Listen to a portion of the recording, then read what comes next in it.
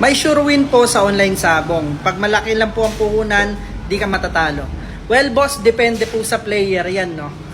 Depende kung may disiplina sila maglaro. Ibig sabihin, kaya nilang kontrolin yung emotion nila, kaya nilang kontrolin kung paano sila sumipat, at kaya nilang kontrolin yung game plan nila.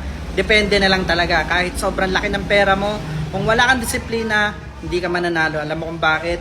Kakainin ka ng greed, kakainin ka ng ng online sabong kung tutuusin.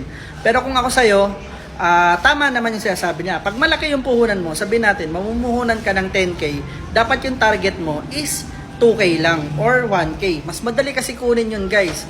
Isipin nyo, pag nanalo na kayo ng 2,000 pesos, mag-out na kayo, mag-cash out na kayo. Alam nyo kung bakit. Isipin nyo Manila rate, nasa 800 plus lang. Ikaw na nagtatalpak, nanalo ka ng 2K in just 1 hour. Kamo, maximum na yon. Isang oras ka nagtatalpak, nanalo ka ng 2K.